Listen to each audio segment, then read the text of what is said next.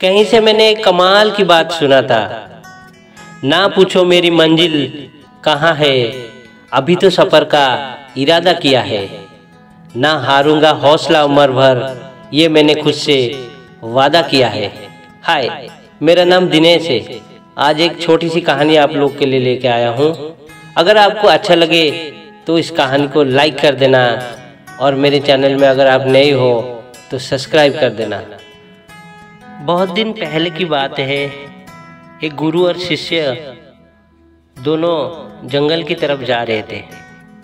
अचानक उनको प्यास लगने लगा तो वो इधर उधर जैसे देखने लगे तो बड़ा सा एक खेत दिखाई दिया और उस खेत के बीच एक छोटा सा घर भी दिखाई दे रहा था।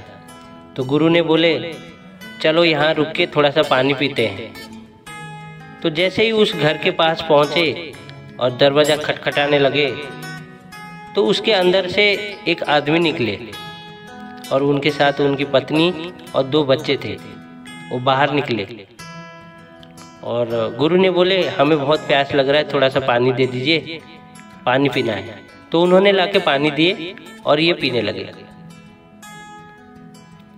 फिर देखते देखते शाम हो गया उस टाइम। तो गुरु ने बोले, बहुत शाम हो गए शिष्यों को और आज हम यहीं रुकते हैं, यहीं रात गुजारेंगे और कल सुबह हम फिर आगे बढ़ेंगे। तो उस आदमी ने बोला, ठीक है, आप यहीं आज रेस्ट कीजिए और कल सुबह आप निकल जाना। तो रात में अचानक उस आदमी के पास गुरुजी ने बैठे थे और उन्होंने एक सवाल किए उस आदमी से, आप इतनी बड़ी खेत है यहाँ पर, आप फसल कुछ कर नहीं रहे हो और आपकी गुजारा कैसे हो रहा है? आपके 2 बच्चे हैं, पत्नी है, आप हो, कैसे गुजारा करते हो? तो उस आदमी ने जवाब दिए, हमारे पास एक भैंस है जिसमें से हम डेली दूध निकालते हैं और थोड़ा सा बाजार में बेचते हैं, उसमें से कुछ पैसा मिलता है, हमारा गुजारा हो जाता है। तो ये सुन के गुरुजी और शिष्य दोनों ने रात में सो गए। अचानक आधी रात में गुरुजी ने उस शिष्य को बुलाया,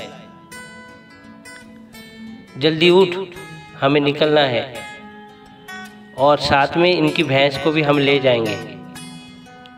तो शिष्य ने ये सोचा, मेरा गुरुजी ऐसे तो थे ही नहीं, तो मेरे को ऐसे ज्ञान क्यों दे रहे गलत काम करने के लिए?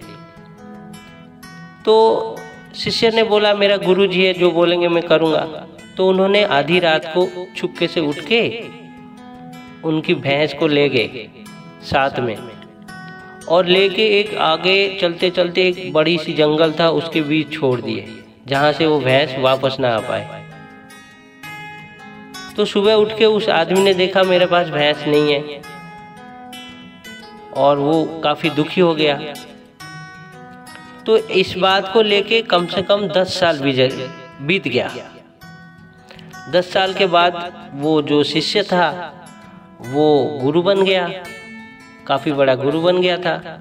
तो उसके मन में एक दिन ख्याल आया कि 10 साल पहले हमने एक आदमी, गरीब आदमी का भैंस को हमने ले आए थे, वो बेचारा कैसे गुजारा कर रहा होगा।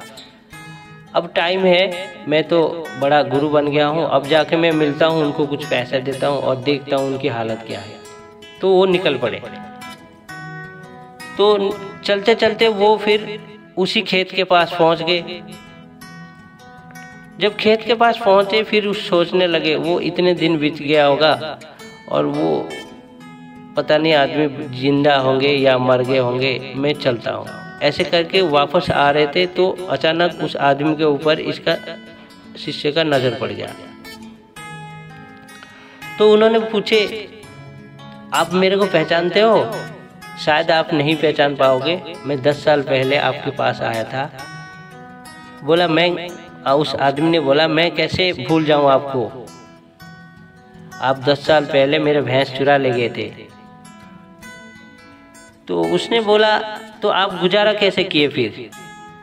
तो उसने बोला कि मैं जंगल से लकड़ी काट के अपना गुजारा कर रहा था, लकड़ी को बेच के बाज़ार में उसमें से कुछ पैसा मिलता था, उसको लाके हम अपने गुजारा कर देते और उस पैसे से थोड़ा सा मैं बचाता था, उस पैसे को लगा के मैंने अचानक खेती करने लगा।